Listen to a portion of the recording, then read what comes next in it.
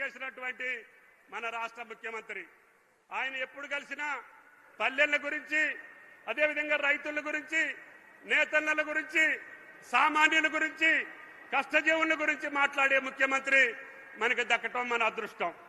అందుకని ముఖ్యంగా రైతాంగం పచ్చగా ఉంటే, రైతాంగం సంతోషంగా ఉంటే రాష్ట్రం సంతోషంగా ఉంటుంది. అదేవిధంగా రైతు ఏడ్చిన రాజ్యం ఎప్పుడూ బాగుపడదని ఆయన సూత్రం. అందుకనే మనకు బాధలుంటే ఉండొచ్చు కానీ రైతుని బాధ పెట్టొద్దని చెప్తాడు. అందుకని ఎన్ని ఇబ్బందులు వచ్చినా మొదటి 2 సంవత్సరాల్లోనే 1,04,000 కోట్లు రైతుల జేబుల్లో మీకు బదలాయించినటువంటి ఏకైక ముఖ్యమంత్రి భారతదేశంలో. ఆనాడు ఎప్పుడో మన్మోహన్ సింగ్ గారు ఉన్నప్పుడు దేశం మొత్తానికి 70,000 కోట్ల రుణమాఫీ చేస్తే మన ముఖ్యమంత్రి, రైతుల ముఖ్యమంత్రి, రైతు బాంధవుడు ఒకే సంవత్సరం 21,000. ఈ భారతదేశంలో ఏ రాష్ట్ర ప్రభుత్వానికి అది సాధ్యం కాలే. కానీ దాని గురించి కూడా కొంతమంది కోహనా రాజకీయ నాయకులు ప్రస్తావిస్తుంటారు. అది మాకు కొంచెం బాధాకరం. అందుకనే మాకు మీ యొక్క విమర్శలను మేము పట్టించుకోం, మీ యొక్క సెటైర్లు మేము పట్టించుకోం, మీ యొక్క అబద్ధాలను మేము పట్టించుకోం, మీ అవాస్తవమైనటువంటి ప్రకటనలు మేము పట్టించుకోం. మాకు రైతు కళ్లే కనపడుతున్నాయి. ఆయన కళ్లల్లో ఆనందం చూసేదాకా ఈ ప్రభుత్వం వెనకడుగు వేయదు అని చెప్పి ఈ సందర్భంగా మనం చేస్తున్నాం. అందుకని రైతు భరోసా కూడా పంటల యొక్క భరోసా ఆయన చెప్పారు. అన్న ఎట్టి పరిస్థితుల్లో మనం రైతు భరోసా వేయాల్సిందే, రైతును ఆదుకోవాల్సిందే. 9,000 కోట్లు 9 రోజుల్లో రైతు ఖాతాల్లోకి జమ చేసినటువంటి ముఖ్యమంత్రి మన రేవంత్ రెడ్డి గారు. ఇదొక్కటే కాదు, పేద ప్రజల సంక్షేమం భారతదేశంలో ఏ రాష్ట్రం లేని సంక్షేమం జరుగుతుంది. అది పేదలకి సన్నబియ్యం కోసం రైతులకి బోనస్.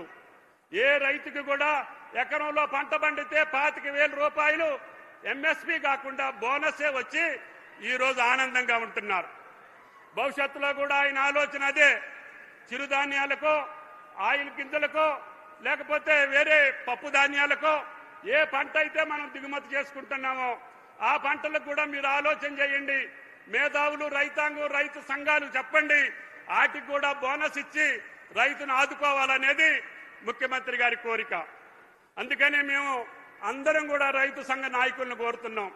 రైతుకి ఏ పంటకి మేలైతే బోనస్ ఇస్తే రాష్ట్రానికి, రైతాంగానికి మేలు జరుగుద్దో, ఏ పంటలు మనం ఈ రాష్ట్రంలో పండించుకోవాలో ఆ యొక్క అవసరానికి తగ్గట్టుగా పంటలకి బోనస్ ఇచ్చేదానికి ముఖ్యమంత్రి గారు ఆలోచన చేస్తున్నారని చెప్పి మీకు ఈ సందర్భంగా మనం చేస్తున్నాం.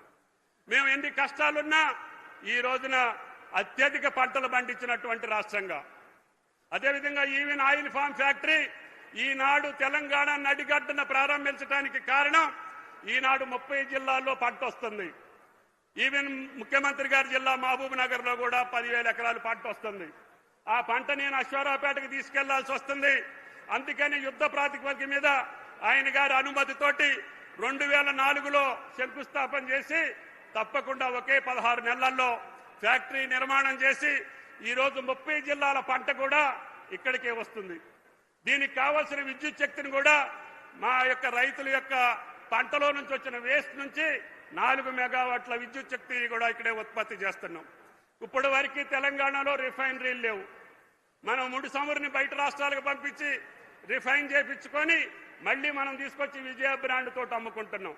ముఖ్యమంత్రి గారిని అడగగానే అన్న రిఫైనరీ కూడా పెట్టించేయని చెప్పి ఈ రోజు పెద్ద మనసుతోటి 50 కోట్లతోటి ఇదే ప్రాంగణంలో రిఫైనరీ కూడా శంకుస్థాపన చేశారు అని చెప్పి మీకు ఈ సందర్భంగా మనం చేస్తున్నాం.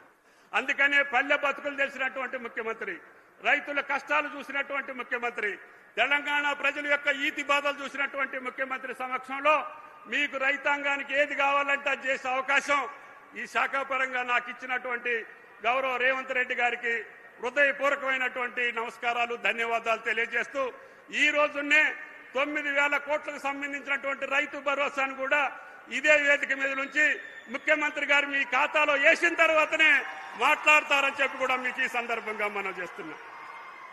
అందరూ చెప్పారు, అందరూ అనుకున్నారు, ఓడిపోయి ఇళ్లలో కూర్చొని ఈ ముఖ్యమంత్రి రుణమాఫీ చేయలేడు, ఈ ముఖ్యమంత్రి రైతు భరోసా చేయలేడు, ఈ ముఖ్యమంత్రి యూరియా ఇయ్యలేడు, ఈ ముఖ్యమంత్రి పంటలు కొనలేడు, మనం సంబరం చేసుకొని మళ్ళీ గోతికాడ నక్కలాగా వేచి చూస్తున్నారు.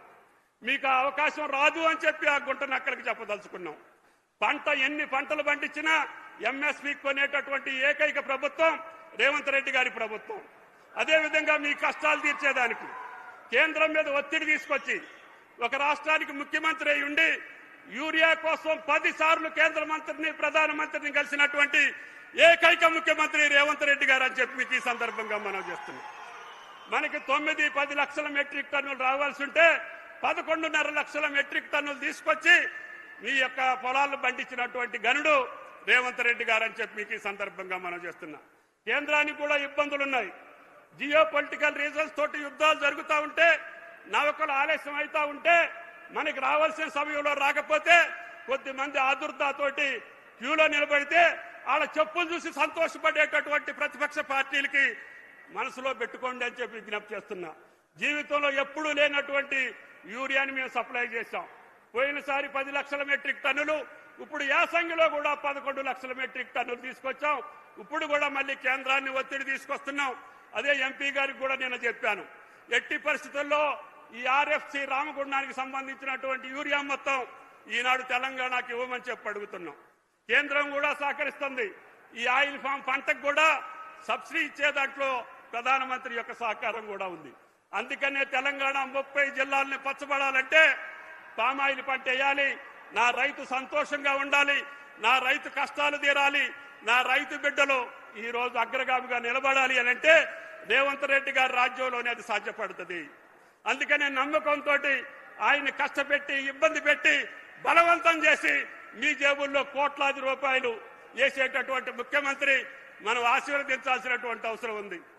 ఆయన కష్టపడి పనిచేసేటటువంటి పథకాలను సద్వినియోగం చేసుకొని మీ యొక్క వ్యవసాయాన్ని బాగుపరుచుకొని తద్వారా తెలంగాణ రాష్ట్రాన్ని నెంబర్ 1 రాష్ట్రంగా అన్ని పంటల్లో, పామాయిల్లో కూడా ఈ రోజు భారతదేశంలో అత్యధికంగా ఈ సంవత్సరం పామాయిల్ పంటేసినటువంటి రాష్ట్రం తెలంగాణ రాష్ట్రం. ఇప్పటికి 3 లక్షలే వేసాం. 3-4 ఏళ్ల క్రితమే మొదలైంది కాబట్టి రేపు రాబోయే 3 ఏళ్లలో మళ్ళీ 6 లక్షల ఎకరాలు వేసి భారతదేశంలో అగ్రగామి రాష్ట్రంగా తెలంగాణ రాష్ట్రాన్ని తీర్చిదిద్దుతానని చెప్పి విజ్ఞప్తి చేస్తూ రైతు బాంధవులు రేవంత్ రెడ్డి గారికి మీ అందరి ఆశీస్సులు ఉండాలని చెప్పి విజ్ఞప్తి చేస్తూ ఈనాడు పిసిసి అధ్యక్షులు, శాసన మండలి సభ్యులు, గౌరవనీయులు ఎన్నో కార్యక్రమాలు ఉన్నప్పటికీ కాంగ్రెస్ పార్టీ మీకు ఇచ్చినటువంటి మాట నిలుపుకున్న దృష్ట్యా కాంగ్రెస్ పార్టీ అధ్యక్షుడు